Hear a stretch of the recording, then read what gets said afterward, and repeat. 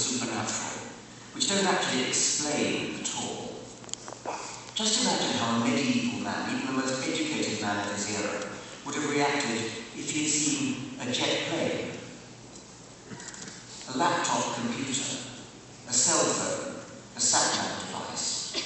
He would probably have called them supernatural, miraculous. The artist David Keane has tried to convey the sense of horrified wonder that a jet plane might conjure in a medieval person by drawing half of a plane and the other half a kind of flying monstrous dragon.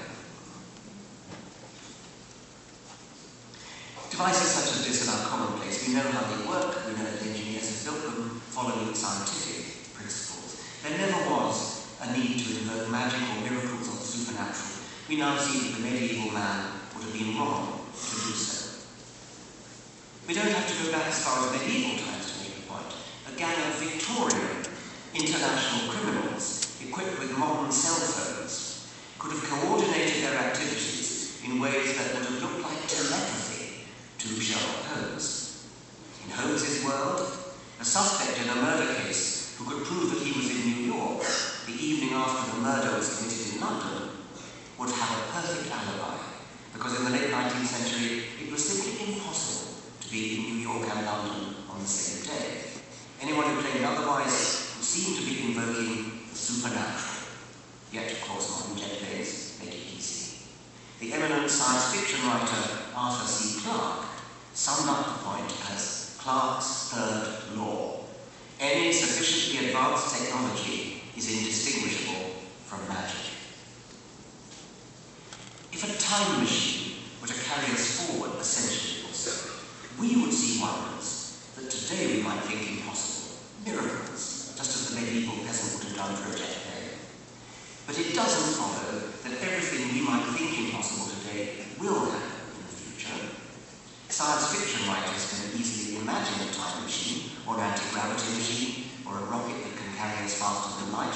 But the mere fact that we can imagine them is no reason to suppose that such machines will one day become reality. Some of the things we can imagine today may become real, most will not. This is a physics experiment from the superconductivity group of Tel Aviv University. And you see, it's showing what looks like levitation. Levitation was legendary, the sort of thing that one would have attributed to the paranormal. Yet this is physics. It is actually being demonstrated before your eyes.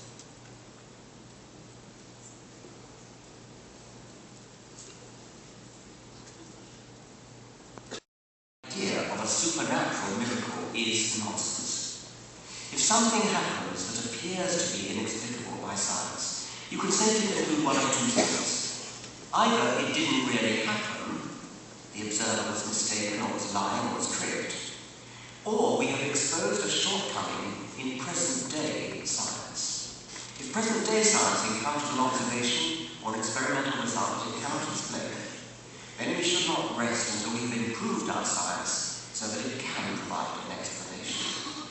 If it requires a radically new kind of science, a revolutionary science so strange that old scientists scarcely recognize it as science at all, that's fine too, it's happened before.